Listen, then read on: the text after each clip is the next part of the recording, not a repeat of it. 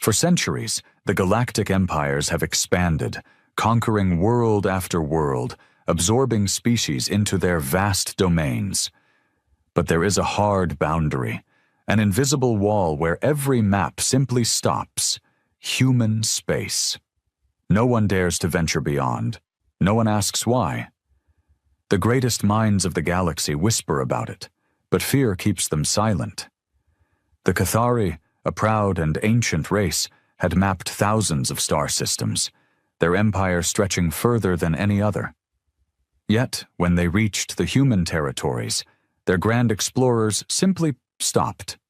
They didn't return. No distress signals, no final messages, no wreckage. Just silence. The Galactic Council, a coalition of the most powerful species in the known universe, had long debated the human question. They were an oddity, a species that had clawed its way to the stars through war, bloodshed, and sheer reckless determination.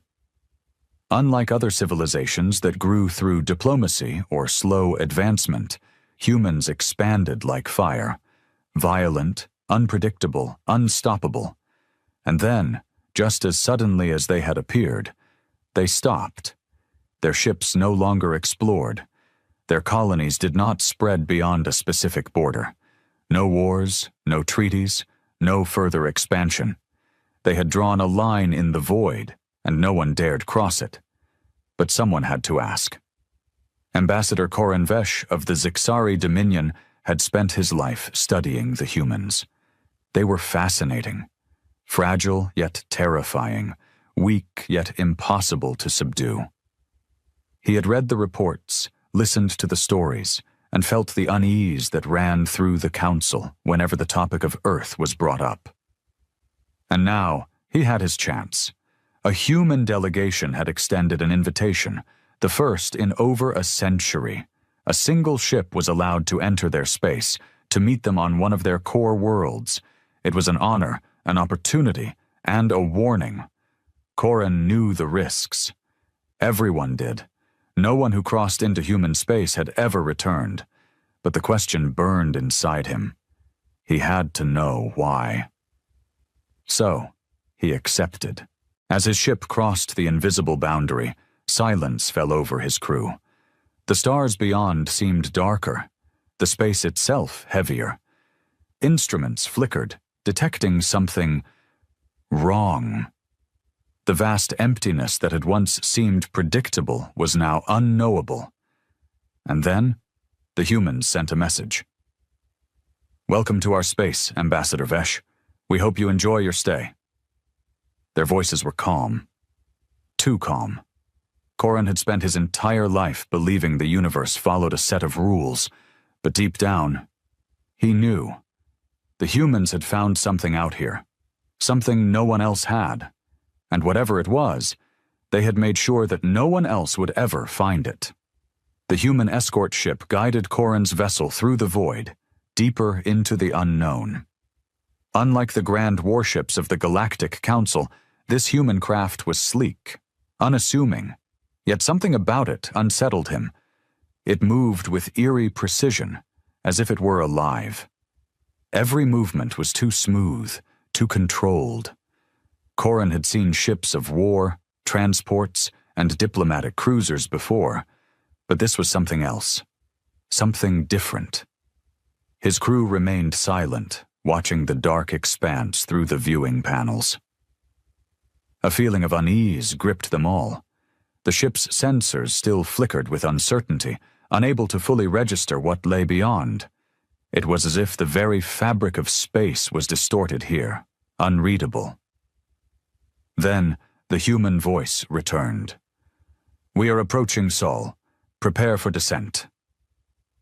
The words were spoken in perfect standard Galactic, yet they felt cold, artificial.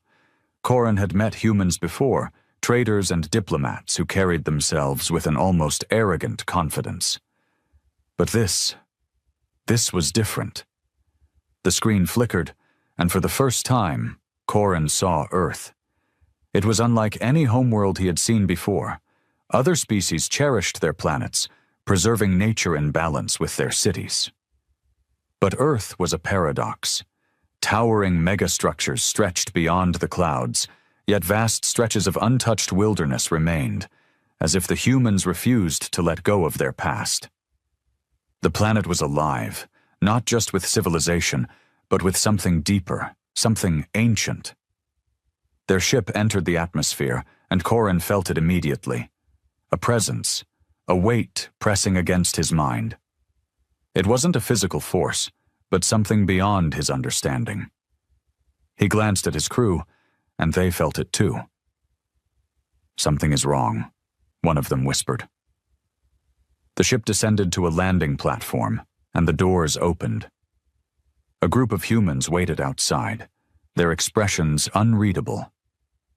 Unlike other races that adorned themselves with medals and extravagant robes, these humans wore simple, practical uniforms. Their leader, a woman with piercing gray eyes, stepped forward. "Ambassador Vesh," she said, "welcome to Earth." Corin studied her, searching for some sign of deception, some clue to the mystery that had kept the galaxy at bay. He saw nothing. No fear, no arrogance, just certainty. They knew something. Something the rest of the universe wasn't meant to know. And he was about to find out why. Corin stepped onto the landing platform, his senses overwhelmed by the sheer presence of Earth. The air was thick, rich with unfamiliar scents. Strange flora, the unmistakable tang of industrial metals, and something else. Something he couldn't place. The human leader studied him with unwavering eyes, her expression unreadable. "I am Director Helena Graves," she said. "You must be tired from your journey." Her voice was calm, polite, yet it carried an underlying finality. Not a threat, not an invitation, just a statement of fact. "My crew," Corin started, but Helena raised a hand. "They will be accommodated," she said, "but your presence was requested alone." Corin stiffened. This was unusual. Every diplomatic meeting he had attended involved an entourage, guards, aides, advisors. But humans had a way of rewriting the rules. He glanced back at his crew. Their unease was palpable, but there was nothing they could do. He gave a slow nod, signaling them to comply. The doors of their vessel shut behind them, and he was alone. Helena gestured toward a waiting transport, a sleek, black vehicle with no visible markings. He hesitated for only a moment before stepping inside. The ride was silent. No unnecessary conversation. No scenery to distract him. The windows were dark, blocking any view of the world outside. Corin forced himself to remain calm. He had dealt with powerful figures before. He had stood before warlords and emperors. Yet, somehow, sitting beside this human woman in this unmarked transport, he felt something new. Not fear. Dread. After what felt like an eternity, the vehicle stopped. The doors opened, revealing a vast underground structure. The architecture was unsettling. Smooth, seamless, and impossibly precise. It was not the crude industrialism he had expected from humans. No visible seams, no unnecessary ornamentation. Just pure, functional design. "Follow me," Helena said. She led him through a series of hallways, deeper into the facility. The walls were lined with massive doors, each marked only by a series of numbers. No symbols, no explanations. The air grew colder. Finally, they reached a door unlike the others. It was larger, thicker. It hummed with a power Corin could feel in his bones. Helena placed her hand against a panel, and the door slid open.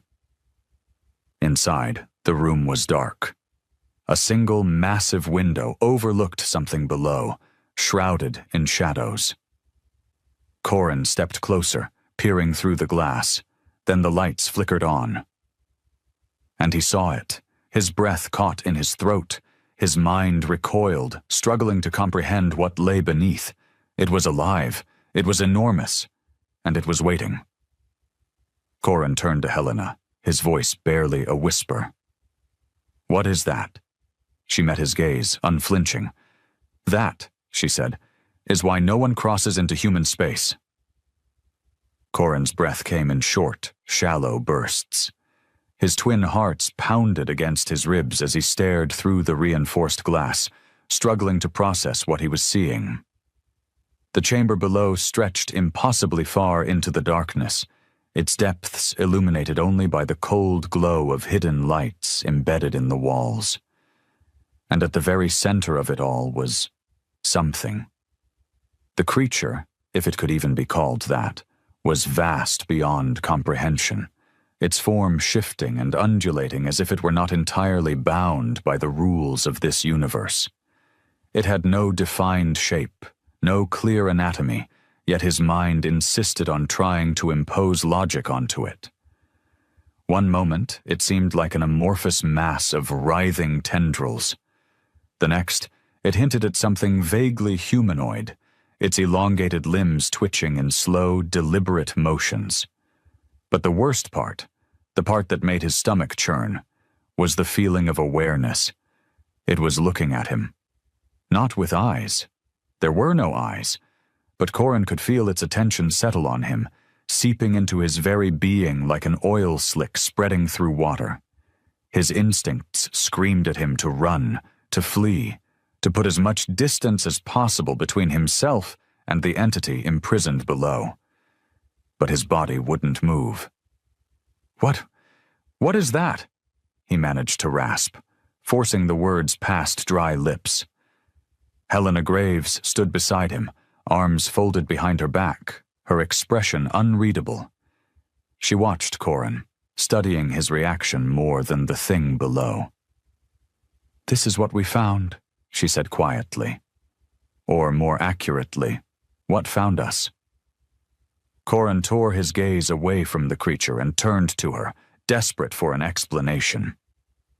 "You captured it?" he demanded. How?" Helena let out a slow breath. "No, Ambassador, we didn't capture it. We contained it." Corin's mind reeled. Containment was a dangerous word. It implied something too dangerous to be let loose, something powerful enough to require constant vigilance. He had encountered species that dabbled in such things, creatures from the fringes of the known universe that needed entire planets to serve as prisons. But this was different. This wasn't a being they had found on some distant world. This was something humans had encountered within their own space, and they had locked it away. His fingers curled against the railing as he tried to keep his voice steady. "Where did it come from?" Helena didn't answer immediately. Instead, she turned back towards the glass, watching the entity below. Its shifting form pulsed, reacting to their presence. "We don't know," she admitted. "We only know that they exist, and that we are not meant to see them." A chill ran down Corin's spine. "They." He swallowed hard. "How many?" Helena finally looked at him, her gray eyes sharp, unwavering. "Too many." Silence filled the observation deck. Corin's mind raced with possibilities, each more horrifying than the last. He had always believed that space, for all its mysteries, followed certain rules, that civilizations rose and fell, that empires clashed, that wars were fought and treaties were signed. But this was something else, something older, something deeper, something that was never supposed to be known. "And this," Corin whispered, barely able to form the words, "is why no one crosses into human space?" Helena nodded. "The other empires assume we stopped expanding out of caution, that we reached the limits of our ambition." She turned back towards the creature, her face expressionless. "But the truth is, we went too far. We saw too much, and we learned the one thing no other species in the galaxy seems to understand." Corin could barely breathe. "And what is that?" Helena's voice was calm, almost too calm. "That we were never alone, Corin felt the weight of those words settle over him like a suffocating blanket. His people, the Zixari, had always prided themselves on their knowledge, their vast archives of star charts and ancient histories. They had mapped thousands of systems, encountered hundreds of species, waged wars, and brokered peace. Yet in all their records, in all their explorations, they had never encountered anything like this. "You should leave," Helena said, her voice softer now. Corin's gaze snapped to her. "What?" She turned fully to face him, her expression unreadable. "We granted you this meeting because we knew you would ask," she said. "We knew that eventually someone in the council would push too far, that curiosity would get the better of one of you." Corin felt a sharp chill settle in his gut. "You're warning me." Helena gave a small nod. "We don't stop others from crossing into human space because of secrecy or power," she said. "We do it because we're containing something, and if the rest of the galaxy starts poking around where it shouldn't, we can't guarantee that containment will hold." The meaning of her words sank into him like ice. The humans weren't isolationists. They weren't hoarding secrets for themselves. They were standing at the edge of something terrible, holding the line. And if that line broke... Corin felt his hands shaking. He wanted to argue, to demand answers, to insist that the Galactic Council had a right to know the full truth. But deep in his soul, he understood. Some truths were better left buried. Some doors were never meant to be opened. And the humans, reckless and terrifying as they were, had learned that lesson the hard way. Corin exhaled slowly and stepped away from the glass. "Take me back to my ship." Helena nodded once. No argument, no further discussion, just quiet understanding. As they walked away from the observation deck, Corin forced himself not to look back, not to glance one last time at the shifting, impossible thing in the chamber below. But as the doors slid shut behind him, he heard it. A whisper, a voice not meant for mortal ears. "We see you." Corin did not speak for the rest of the journey, because for the first time in his life, he truly understood fear. The journey back to his ship was suffocating. Corin sat in silence, his mind spinning with the weight of what he had just witnessed. The transport moved with the same eerie precision, gliding through the underground corridors without a single jolt or hesitation. Every second that passed, the whisper echoed in his mind. "We see you." The words had no source, no mouth to speak them, and yet he had heard them as clearly as if they had been spoken into his ear. He clenched his fists, forcing himself to focus. He was a diplomat, an ambassador. He had dealt with the most cunning, manipulative beings in the galaxy.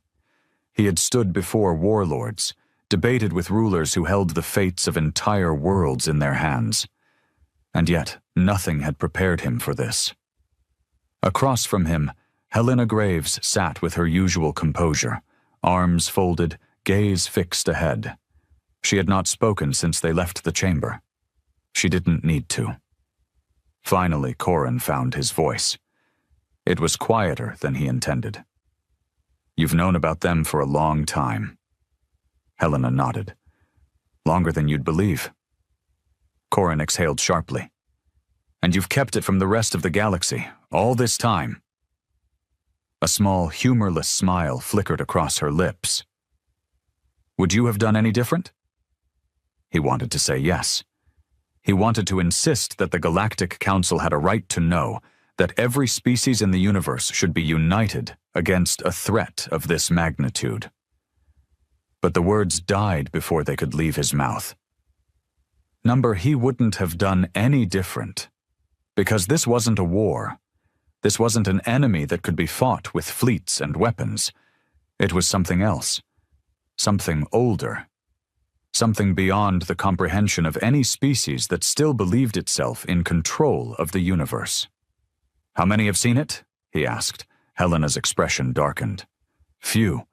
Fewer still who leave with their sanity intact." A shiver ran down his spine. "You will return to your people," she continued. "You will tell them that humanity refuses to open its borders, that we will not negotiate our stance, and if they push further—" She turned her head, meeting his gaze. For the first time, Corin saw something in her eyes. Not fear, resolve. "If they push further," she said, "we won't stop them, but we won't be responsible for what happens next." A heavy silence settled between them. Corin let out a slow breath, his mind working through the implications. If he told the council the truth, they would demand evidence. They would send scouts, then research teams, then warships. They would probe the depths of human space, believing themselves prepared for what they might find. But they weren't prepared. Not for this. The transport came to a halt. The doors slid open, revealing the landing platform. His ship sat where he had left it, his crew waiting anxiously at the base of the ramp. They stiffened as he stepped out, their eyes flickering between him and the human escorts. He turned to Helena one last time. "You're not telling me everything." Her lips pressed into a thin line. "No," she admitted. "I'm not."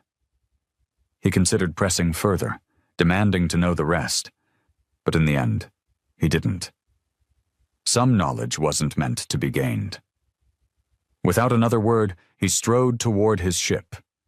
His crew followed him without question, sensing the weight of his silence. The doors sealed behind them, and Coran moved straight to the command deck. "Prepare for immediate departure," he ordered. The ship's engines roared to life. As they ascended, leaving Earth behind, Coran took one final glance at the blue planet shrinking below them. It was not an empire. Not a war-hungry dominion seeking to expand its reach. It was a wall, a thin, fragile wall between the known universe and something no one should ever see. And for the first time, Corin prayed it would hold. Because if it didn't, nothing would. As the ship broke free from Earth's gravity, Corin remained at the viewport, watching as the blue planet faded into the darkness of space. His twin hearts still thundered in his chest, his mind racing through everything he had witnessed. His crew remained silent behind him, sensing the weight in his stance, the stiffness in his posture. The view of Earth should have been comforting, just another inhabited world, one of many across the stars. But now it felt different. It was a prison. And for the first time in his life, Corin feared what lay inside. "Ambassador?" The voice of his second-in-command, Commander Galactic, cut through the silence. "Are we clear to depart?" Corin nodded, forcing his voice to remain steady. "Set course for the council station. No delays." Galactic hesitated. "No delays?" He cast a quick glance at the planet behind them. "Are we not filing a report with the humans before departure?" "No," Corin said quickly. "We leave now." There was a pause, and then Galactic gave a small nod before turning to relay the orders. The crew, though confused, complied without question. The hum of the ship's engines intensified as they powered up for faster-than-light travel. Corin took his seat at the command console, his hands gripping the armrests tighter than necessary. His mind kept replaying the final words Helena Graves had spoken to him. "We won't stop them, but we won't be responsible for what happens next." It wasn't a warning. It was a promise. The ship lurched forward, stars streaking past the viewport as they accelerated into the void. Yet, no matter how far they traveled, Coran could still feel it. The weight of unseen eyes. The journey back to the Galactic Council Station was uneventful, but Coran found no relief in that. Every moment of silence, every stretch of empty space felt heavier than before. He spent hours reviewing his diplomatic notes, rewriting his report over and over again, trying to decide how much to tell the council. And more importantly, how much to leave out.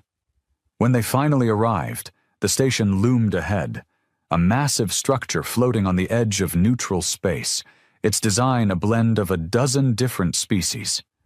It was a place of politics, of negotiations, of measured words and calculated alliances. It felt small now. As his ship docked, Corrin straightened his uniform, drawing a deep breath. He needed to be careful. One wrong sentence, one misplaced warning, and the Council would push for deeper investigation. And that could not happen. The airlock hissed open, and he was greeted by an escort of officials. They were waiting for him. Word had already spread that he had met with the humans. A formal meeting was scheduled within the hour. Corrin didn't have time to prepare further. As he was led through the pristine halls of the council chambers, he kept his expression unreadable, his mind carefully constructing his words. When the great doors to the assembly opened, dozens of representatives from across the galaxy turned to face him, waiting to hear his report. He took his place at the center of the room, standing tall despite the weight pressing on his shoulders. "The negotiations with humanity have concluded," Corrin began, his voice steady, "and their stance remains unchanged. They will not expand. They will not open their borders, and they will not discuss the reasons behind their isolation." Murmurs rippled through the chamber. He could already see the dissatisfaction among the more aggressive factions. They would want to press further. They would demand answers. Corrin inhaled slowly. Now was the moment of decision. Tell the truth, and risk everything. Or lie, and pray the galaxy never learned what lurked beyond the edge of human space. He exhaled, his voice calm, practiced, controlled. Humanity has chosen their path, and I strongly advise the Council to respect it. Silence. Then the voices rose. Some agreed, others protested. Questions were thrown at him from every direction, but Corrin stood firm, his expression unreadable. Because there was one truth he knew for certain. Some secrets should never be uncovered, and some warnings should always be heeded, even when they came from the most dangerous species in the galaxy. The council chambers erupted in a chaotic wave of murmurs and debates, the voices of dozens of species rising in frustration. Corrin remained still, letting the noise wash over him. He had expected this reaction. The Galactic Council had spent centuries expanding, learning, and cataloging every corner of the known universe. The idea that a species, a younger species no less, could block them from further exploration was an insult to their collective authority.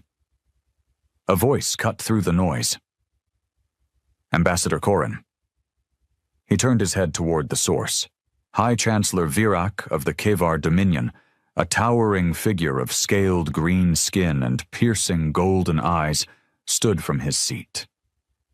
Unlike the others, his voice carried no frustration, only cold calculation. "You expect us to accept this answer?" Virak asked, his gaze locked onto Corrin like a predator studying its prey.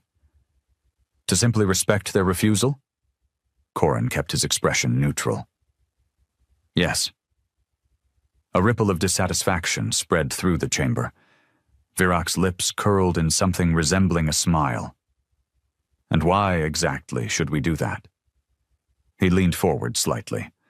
"You're asking the Council to abandon a region of space simply because the humans said so. You must understand how weak that sounds." Corrin's fingers twitched at his sides. "It is not weakness," he said carefully. "It is wisdom." Virak's eyes narrowed. "Then share this wisdom with us." The chamber quieted, all eyes on Corrin. He felt his twin hearts pound against his ribs.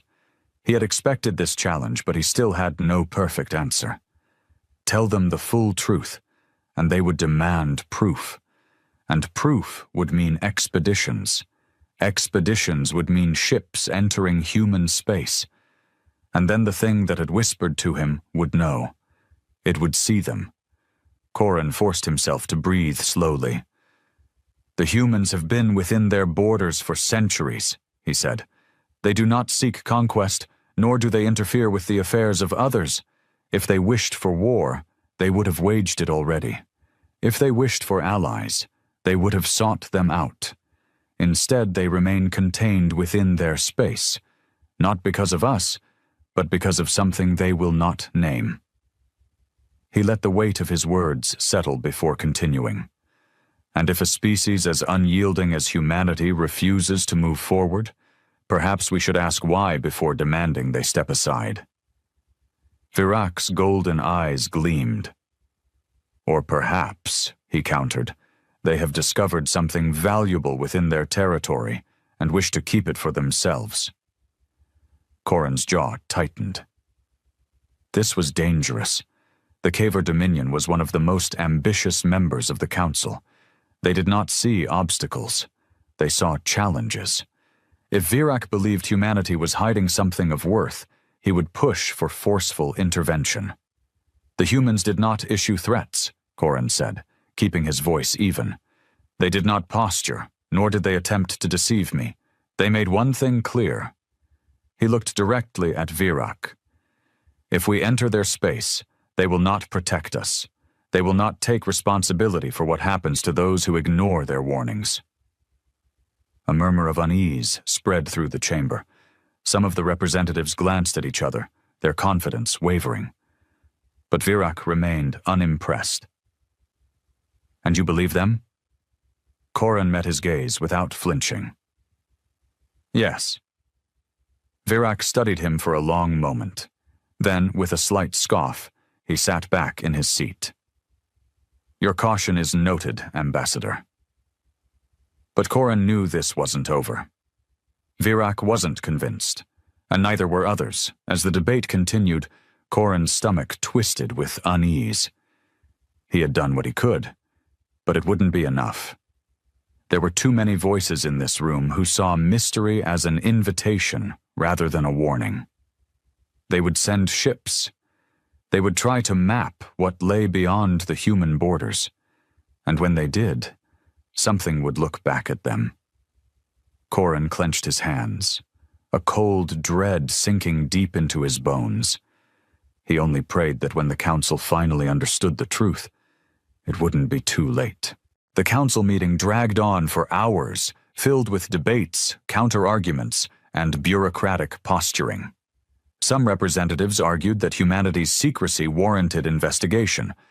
Others, more cautious, suggested patience and diplomacy. But Korin knew the truth. The council was not an institution known for patience. By the time the session ended, nothing had been decided outright. But he saw it in their eyes. The gears were already turning. The powerful factions, especially the Kavar Dominion, would not let this mystery go.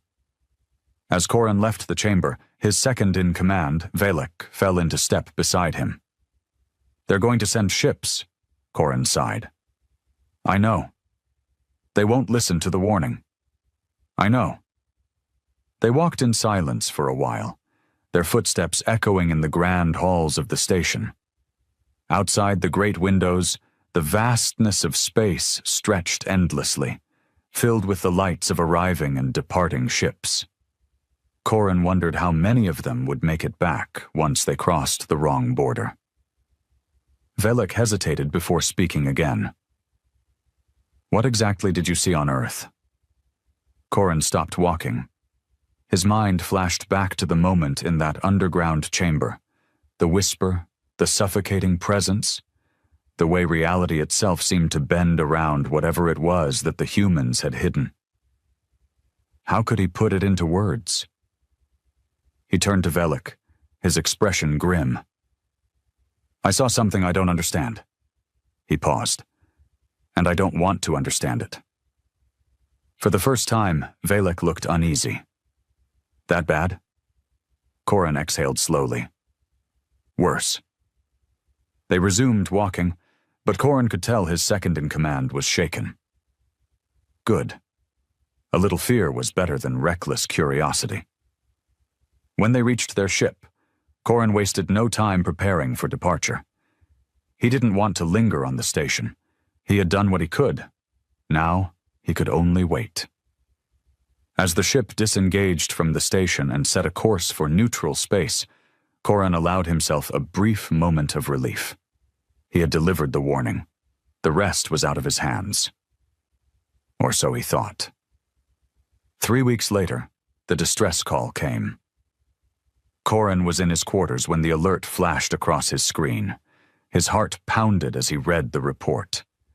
A Kevar scouting vessel had gone missing. In human space. More reports followed in quick succession. Ships sent to investigate had also vanished. No wreckage, no distress beacons, no survivors. Just silence.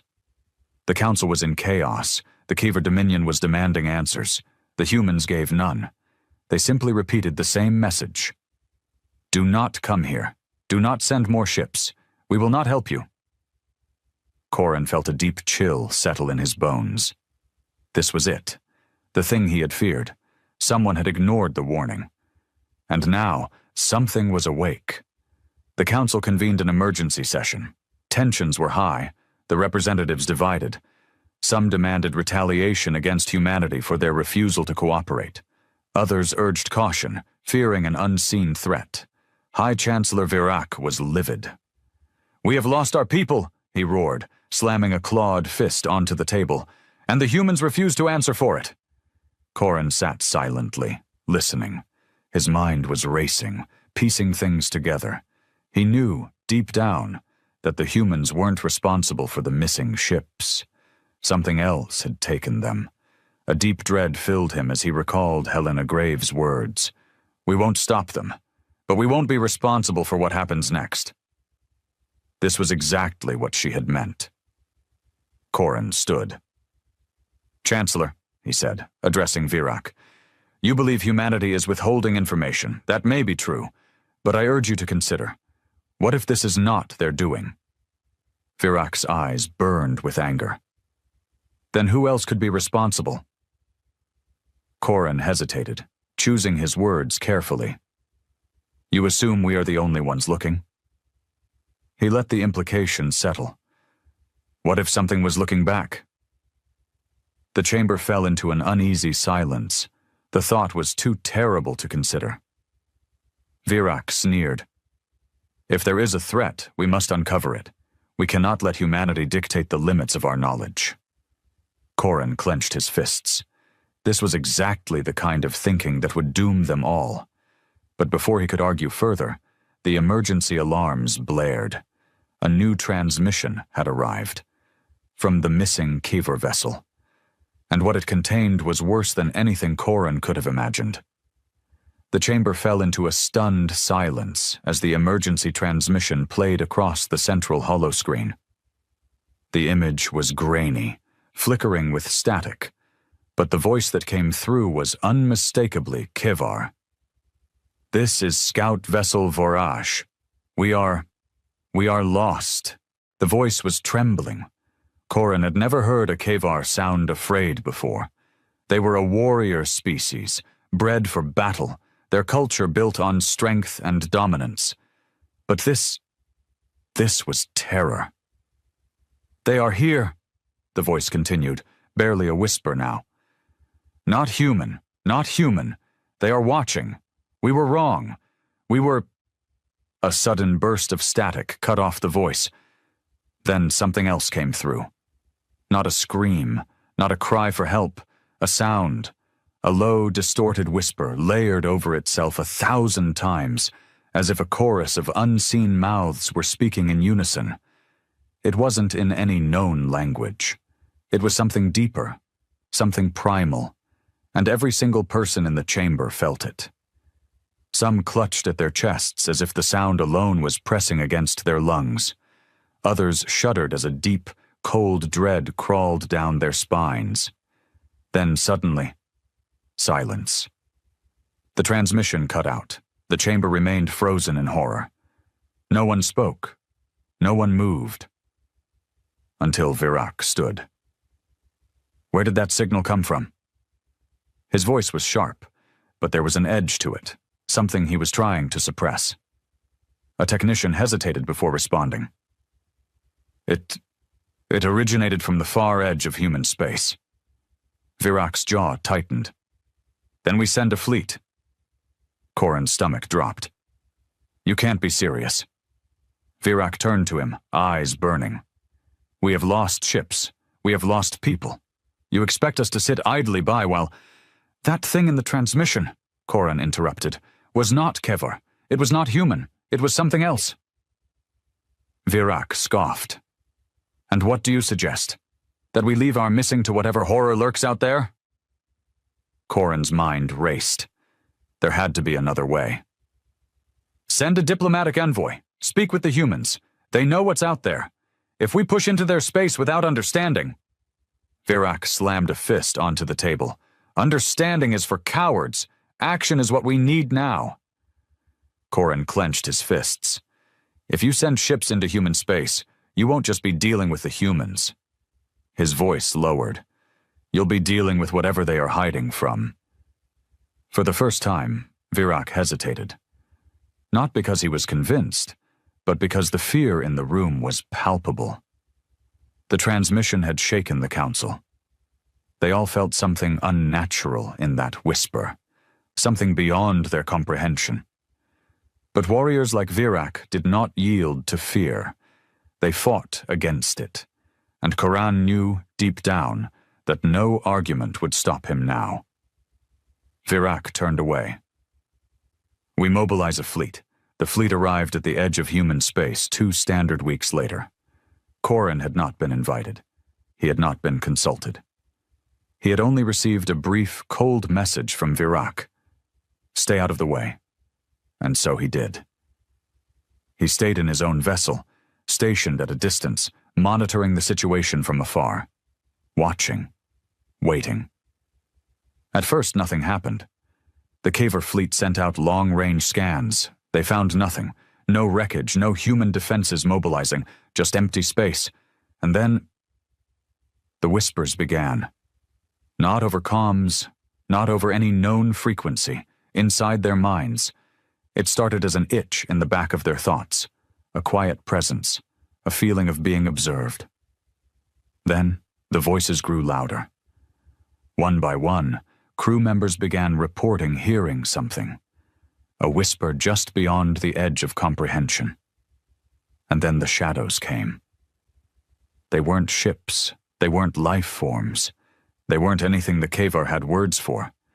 They were just there, watching, waiting. One Kevar vessel opened fire, and that was when the screaming began. It didn't come from comms. It came from the ships themselves, metal twisted, hulls bent, as if unseen hands were crushing them from the inside out. Some ships tried to escape, only to vanish mid-flight, winking out of existence without a trace. The flagship tried to transmit a distress signal. The last words the fleet sent back to the council were, "We were wrong." Then, silence.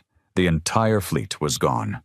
Not destroyed, not obliterated in battle, simply erased, as if they had never been there at all. 3 days later, Corin sat alone in his quarters, staring blankly at the void outside his viewport. He had known this would happen. He had tried to stop it. And yet, even he had not expected the sheer, unfathomable finality of it. The Kevar Dominion was in chaos. The council was shaken to its core. Even Virak, the arrogant, unshakable warrior, had disappeared, lost to whatever force had claimed his fleet. Humanity remained silent. No threats, no warnings, no reaction at all. As if this outcome had been inevitable. As if this was not the first time it had happened. A private message appeared on Corin's screen. From an anonymous sender, a single line of text. "We told you not to look." Corin closed his eyes.